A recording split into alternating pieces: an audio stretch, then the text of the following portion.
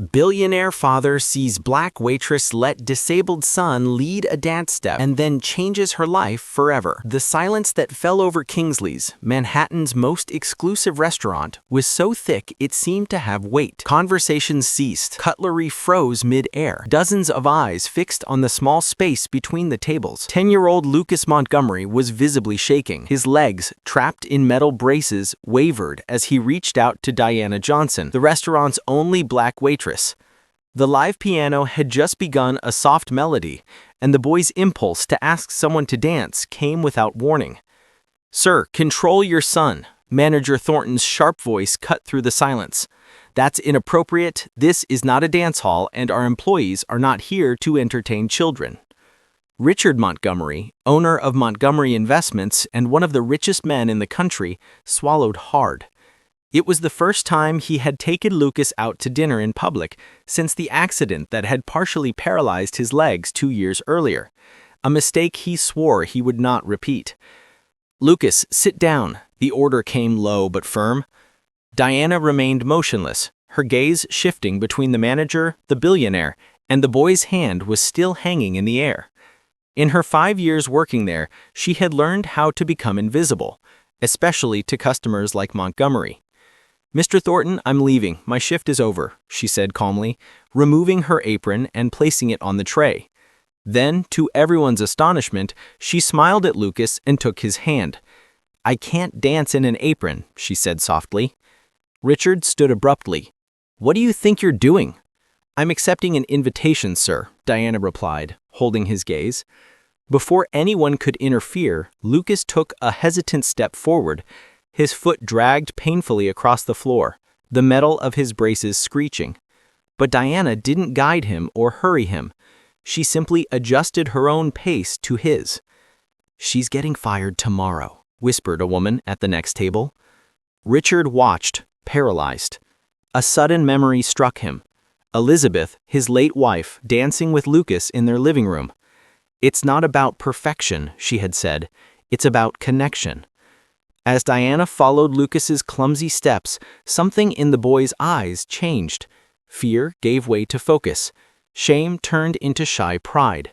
For the first time since the accident, he wasn't being guided, helped, or corrected. He was leading. "Mr. Montgomery," the manager's voice interrupted his thoughts, "I can assure you this will never happen again. She will be properly disciplined." Richard didn't respond. The entire restaurant waited for his reaction. After all, a man of his power could end anyone's career with a single word. Employees froze. Customers watched with morbid curiosity. But the only thing echoing in Richard's mind was Lucas's laughter. After 3 uncertain steps, Diana led the boy back to the table. "Thank you for asking me out," she said, her tone formal, as if addressing an adult. "It was an honor." When she turned to leave, Richard stopped her. "Wait," he said, his voice different, softer, almost unfamiliar to himself. "What's your full name?" "Diana Johnson, sir." Richard nodded slowly. "Diana Johnson," he repeated, as if memorizing it. Then he pulled a card from his jacket and handed it to her. "My office, tomorrow, 10 a.m. The entire restaurant held its breath. Diana accepted the card without expression, though her hand trembled slightly. "Dad," Lucas asked as she walked away, "why did you do that?" The question hung in the air like an accusation. Richard looked at his son and, for the first time, saw not the fragile child Elizabeth had left in his care, but a person, a whole, feeling, determined human being. As dinner continued in heavy silence, no one noticed Diana's glance before she left. Not of fear, nor defeat, but calm determination. The kind of determination that would soon collide with the storm brewing in Richard Montgomery's eyes. "Not the kids, this isn't therapy," Richard argued. "I hired the best rehabilitation specialists." "And how has that been working for Lucas?" Zoe asked gently. Before he could answer, the studio door opened. An older woman entered leaning on an ornate cane. Her gray hair was woven into elegant braids, and her presence commanded instant respect. "Dr. Elaine Norser," Zoe whispered, "neuroscientist, specializes in brain plasticity, retired from Harvard." She greeted several children before her sharp eyes found Richard. "Mr. Montgomery, you've rejected my research proposal 3 times in the last 2 years." "Dr. Mercer," Richard said stiffly, "I didn't expect to see you here." "I oversee this research program," she replied. "We're studying how non-directive approaches to movement affect neural reconfiguration in children with motor challenges." "Research?" Richard frowned. "I thought this was just a community dance class." Diana reappeared then, leaving Lucas to explore movements with another child. Freedom Steps is a pilot motor rehabilitation program based on the theory of movement autonomy. We integrate adaptive dance with neuroscientific principles. Richard raised an eyebrow. "Why do you work as a waitress if you lead a research program?" "Because we don't have adequate funding yet," Diana replied evenly, "and because people like you rejected us 3 times." The penny dropped. "You were Dr. Mercer's assistant on those proposals." "Co-author," Dr. Mercer corrected him. "Diana has an incomplete master's degree because she had to leave college to care for her sister, but her theoretical work is groundbreaking." Richard's eyes narrowed. "You knew who I was at the restaurant." "From the moment you walked in, and when Lucas got up to dance, I recognized the opportunity to show, not tell." "Was it staged, the dance?" he asked. "Absolutely not. Lucas chose to get up. I chose to follow." Just then, a group of reporters entered the studio. Richard immediately tensed. "What's this?" he demanded. "Part 2 of the plan," Diana said with a faint smile. Zoe stepped forward, holding up a freshly printed article. "Revolutionary motor rehabilitation methodology shows promising results. We published our first results today, and we invited the press." "You used my son for a public relations stunt." Richard's voice was pure ice. Diana led him into a side room. Photos of dozens of children adorned the walls, each with handwritten progress notes. On the far wall, one frame remained empty. "What's that?" he asked quietly. "Our future," Diana replied. "The full rehabilitation center we could build if we had the resources. 500 children a year instead of 50.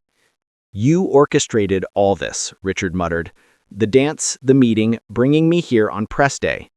"I saw an opportunity and took it. 4 months ago, when you canceled our meeting without reading our proposal, I promised myself I'd find a way to—" "Diana," Zoe's voice cut through their conversation, "it's Lucas." They rushed back into the main studio. Lucas stood in the center of the room, surrounded by the other children. The music had stopped. Silence filled the air. He had removed one of his leg braces and was trying to balance on just one support. "Lucas," Richard started forward, but Diana held his arm. "Wait," she whispered. "Watch." Lucas took a deep breath, focused, and, to everyone's astonishment, he took a complete step. Small, shaky, but entirely his. The room erupted in cheers. Camera flashes burst like stars. Richard's face, usually composed, unreadable, shimmered with unshed tears. "That's why we created Freedom Steps," Diana said softly. "It's not about perfect steps. It's about first steps, on your own." Richard watched his son, not as a patient or a burden, but as a child discovering his own strength. "This could have been done without manipulating me," he said quietly.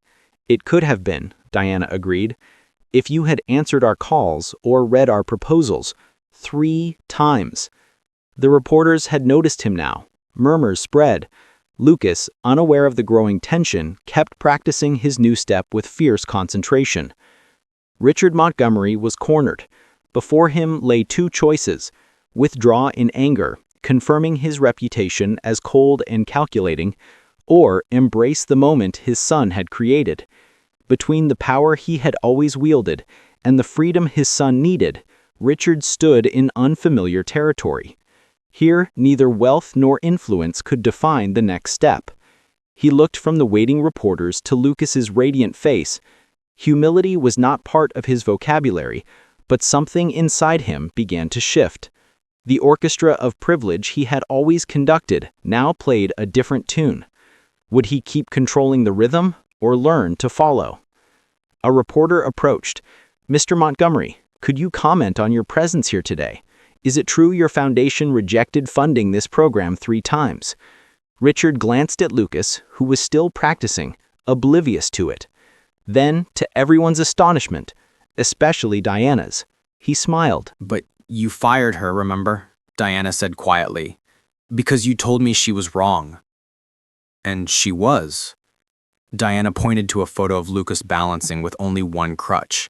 He's progressing faster than any traditional medical prediction. Why did you never accept my apology? Richard asked suddenly. Because you never apologized. You redirected resources, changed policies, funded our program. That's not an apology, Richard. It's compensation. Richard nodded slowly. Fair again. 6 months later. The contrast with that night in the restaurant couldn't have been greater. The enormous adaptive space was filled with children using all kinds of mobility devices, wheelchairs, braces, walkers, all moving freely to soft music. In the center of the main hall, Lucas, now wearing only a lightweight brace on his left leg, led a small choreographed routine with 3 other children. His movements were still imperfect, but they flowed with a confidence no doctor had ever predicted. Richard watched from a distance, resisting every instinct to intervene. He doesn't need you to hold him anymore, Diana said softly, stepping beside him. No, Richard agreed, but he still needs me to be around. Crucial difference. He turned toward her. Thank you, he said simply. For what exactly? For teaching me to follow. A reporter approached. Mr. Montgomery, how does it feel to see your son's progress? Richard looked at Lucas, who was now helping a younger girl find her balance. Proud. Not of what he's overcome, but of what he's created for others. And what's been the biggest lesson you've learned on this journey? Richard Montgomery, the man who had once been known only for his financial empire, looked directly into the camera. That true leaders aren't those who guide others down the path they believe is right, but those who have the courage to follow when someone shows them a better way.